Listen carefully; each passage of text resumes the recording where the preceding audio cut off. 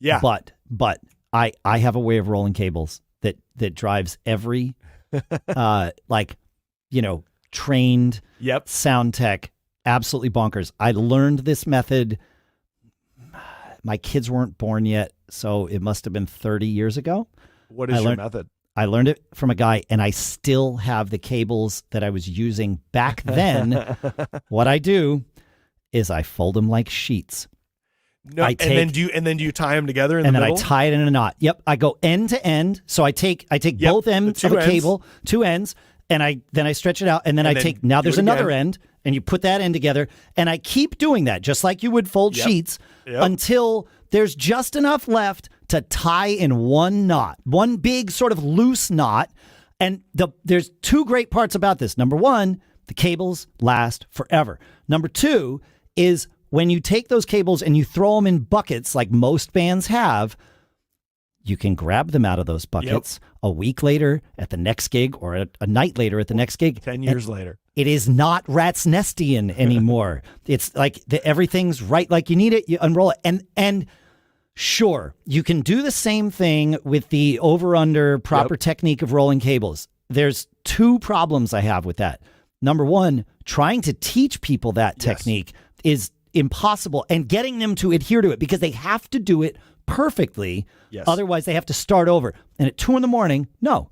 And then you've got to have little cable ties. And, where are the cable ties? I lost that. Like, the Velcro's got like beer on it now. Oh, that sucks. So, yep, this way is the best. And everyone who disagrees with me is wrong. Yeah, I used to make fun of him because I come from I took a bunch of recording studio classes in college. I worked in a recording studio, some very old school people in the recording industry. So it was like over under. Yeah, you must do this. This is the way. And so I've been trained that way my whole life. And then when my singer and bass player started doing the exact method you're talking about, I was like, you guys, you don't know what you're talking about. And to hear you say that, I'm like, all right, fine. Like I can, and I did it for a while because it was their stuff, so I would coil it up the way they wanted. And you're like, yeah, this is actually kind of easy. It does actually work pretty good. It's hard for a lot of us to admit that it's better.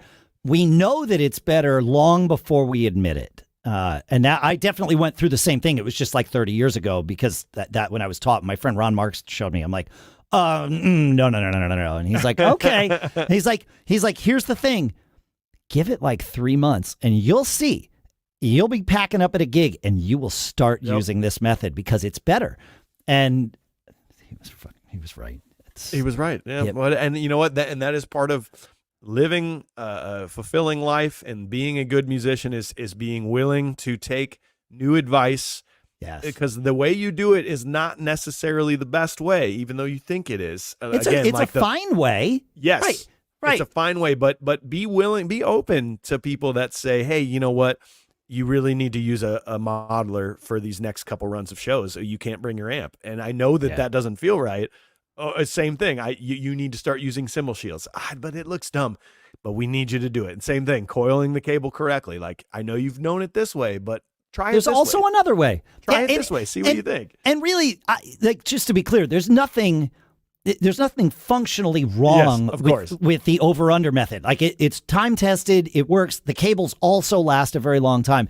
It's just not efficient, is the reality of it. Yeah.